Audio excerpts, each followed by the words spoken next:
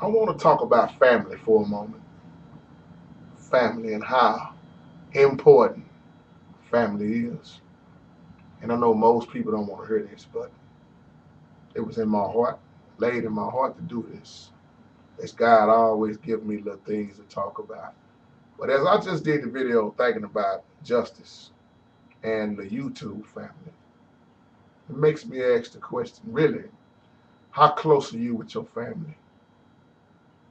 Can you put away the differences and act like family's supposed to act? And I know that's a hard question because most families are at each other's neck. Most families don't get along, and I'm talking about brothers and sisters, mothers and daughters, sons and fathers. And what we don't realize is that next to God, all we have is each other. And people are dying left and right. And some folks walking around happy, some folks walking around miserable, depressed, frustrated, mad at the world. But when you talk about family, brethren, and when Jesus called someone brethren in the Bible, that was very close. Very close. When he used the word brethren, and it didn't matter what the color was. How many of us call each other brothers and sisters? And I'm talking about blood right now. How many sisters don't get along with each other? How many sisters envy each other? Jealousy. How many brothers don't get along? And when you call yourself family, we always hear the old saying, blood is thicker than water. But when I look at that saying nowadays, it look like the water thicker than blood nowadays. Because you got a brother that can't stand his other brother. You got a brother right now that killed his brother. You got a sister that killed their sister. You got a mama who don't even get along with her own daughter. And when folks die, and you are left all alone with no family, and you find yourself becoming more to yourself and becoming more mad with the world, then you got to really sit down and figure out what is wrong with yourself. It was a reason why we have family. Seems like the only time family get together is at a funeral or a family reunion. And then when they get together, they lying and talking behind each other back. And then you don't see them for years. Well, this is why I like to talk about how the church family is supposed to be. Now, notice I said supposed to be. The church family nowadays act just like your original, real family. Because you got so much jealousy, envy inside of the house of God that it don't make no sense. You got jealousy in the pulpit, jealousy on the musician staff, jealousy in the congregation, jealousy in the choir stand, all over. And we call ourselves loving the Lord. But how can one say that he loves the Lord and he don't love his own brother? I got talked to this guy the other day. He said the only family that I was ever close with was my church family. I love that.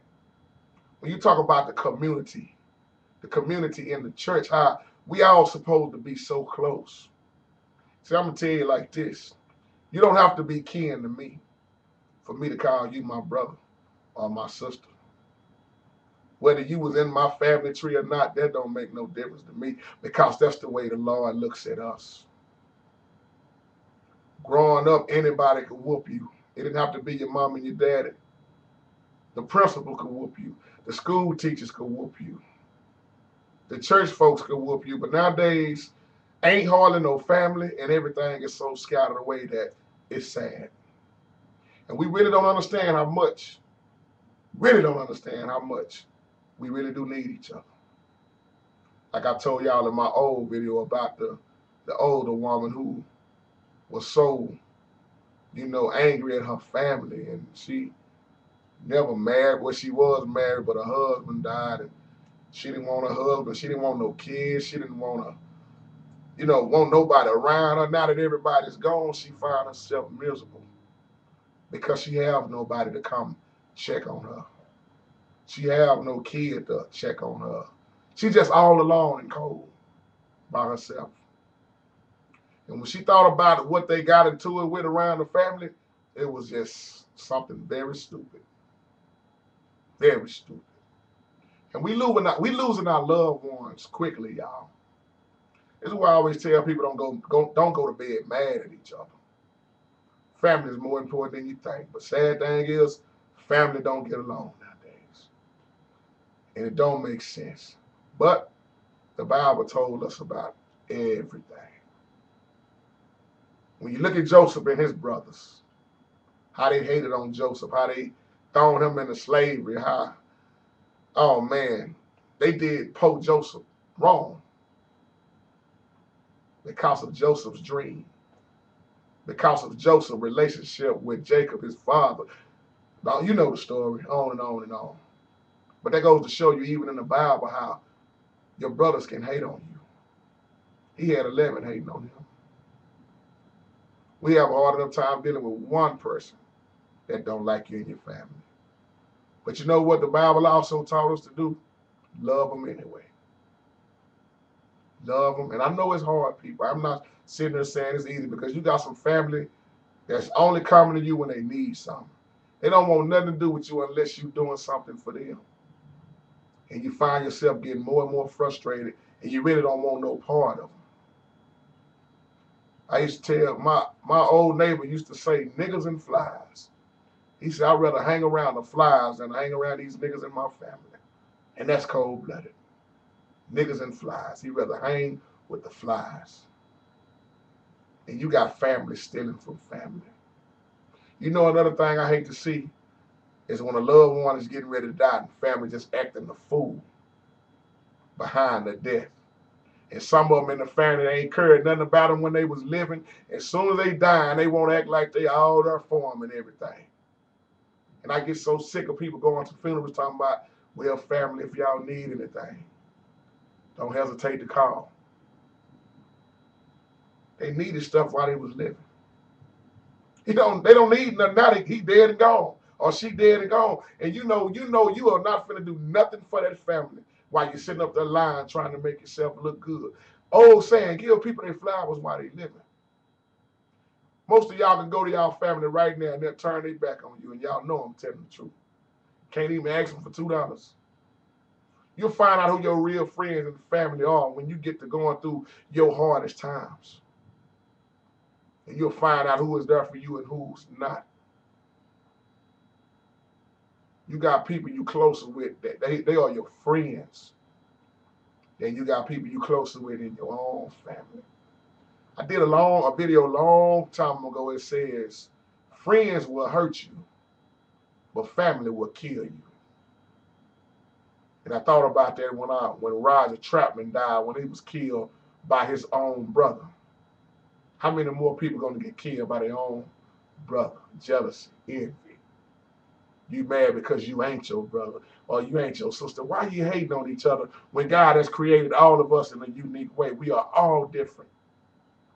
Don't you know God don't like us to hate on each other? He don't want us to complain. He don't want us to be envy of each other. He said love one another. Y'all know the two greatest commandments. One is just like the other. So with that being said, God bless you. God keep you, and remember how important family really is. Though you got some that ain't gonna act right at all, but we need to learn how to get along. Because why? These days are getting worse and worse. Somebody gonna need a place to stay. And I'm being real with this video. Somebody gonna need a place to stay. Somebody gonna need a way around. Somebody gonna need clothes to wear. And it's gonna be up to you to make that decision. That's why Jesus told us about the poor all the time. He said when you are throwing a gathering, you don't invite in your family. He said you invite in the sick, you invite in the poor. You feed somebody you ain't never fed before. Can you get past what they do? Whether they're drunk or whatever they do, but can you still feed them? Can you clothe them? And I know some people don't want to help themselves because you can't really help nobody who don't want to help themselves. But what about the ones who are really trying to help themselves and they still being judged because they haven't changed overnight like some of y'all want them to change? Family is important because you never know You might be the one that's down next. And you're going to be looking around to see who can help you. You never burn a bridge. You might have to cross again. And with that being said, y'all be blessed.